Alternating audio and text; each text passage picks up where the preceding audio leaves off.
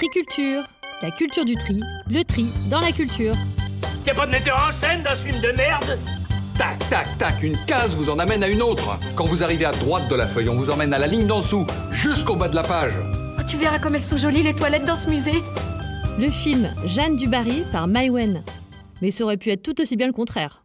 Pour être honnête, j'avais pas très envie d'aimer le film.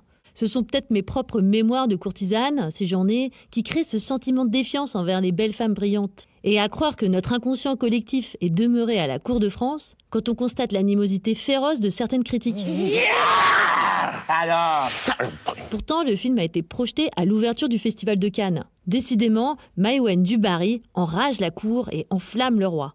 Maïwenn joue Jeanne Vaubernier, née pauvre et vouée à rester si elle ne prend pas la seule voie d'ascension possible de l'époque, vendre ses charmes. Dans ce monde où la fée serrée... Le libertinage lui permettra de mettre la pine à l'étrier en obtenant son premier galon de noblesse dans le confort bourgeois du comte Jean du Barry, ici joué par Melville Poupeau. Agissant en amant et proxénète, il lui permettra d'atteindre la cour de Versailles où le patibulaire, mais presque, Louis XV, joué par Johnny Depp, fait d'elle sa favorite officielle. Un film d'époque documenté, dont les infos sont disséminées dans des scènes pertinentes et assez jouissives. Notamment le cérémonial du lever du roi, où Jeanne, avec la connivence de ce dernier, regarde la scène cachée derrière une fenêtre sans teint. Le procédé est assez fin parce que le spectateur, aussi derrière son écran, a l'impression de faire acte du même voyeurisme complice. C'est aussi ça, être inclusif. Tourné au château de Vaux-le-Vicomte, dans des robes créées par Chanel, il ne manque plus que l'odorama pour littéralement se sentir à la cour. Barrons-nous, ça sent mauvais. D'ailleurs, un parfum qui serait sûrement plus clément que l'originel, avec de nombreuses scènes de Jeanne qui lit dans son bain, donnant encore une touche contemporaine au film. Car Maïwenn arrive à rendre la cour de Versailles actuelle. À l'instar de Sofia Coppola, qui a créé une Marie-Antoinette en Converse, dont l'ennui abyssal ressemblait à celui de tous les adolescents du monde. Ici, à l'image d'un réseau social à ciel ouvert, les railleries de la cour ne se disent plus en chuchotant, mais bien haut et fort. Connasse. C'est vous qui m'avez traité de connasse? Mais non. Vous savez, c'est pas très agréable. Tel un poulailler qui jacasse dur, et ce, à chaque apparition de la dite du Barry, appelée la créature.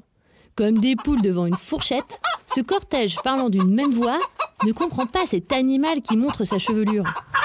Pour un peu d'histoire avec un grand H, une génération plus tôt, Louis XIV a fait construire Versailles dans le but de rendre la noblesse servile, toujours sous la coupe et le regard du roi. Et là, un règne plus tard, du Barry, femme de petite vertu, semble libre, elle est irrévérencieuse, en habit d'homme, elle casse les codes et c'est ce qui plaît tant au patibulaire, mais presque, Louis XV. Une cour où les hommes sont tous, bien que littéralement pénétrants, mollement gentils, les femmes durement méchantes.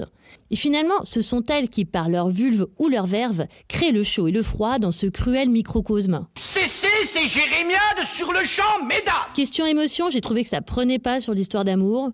Mais bon, c'est peut-être logique parce que finalement, elle-même ne doit pas savoir ce qu'est une histoire d'amour. Elle le dit d'ailleurs dans le film à un moment.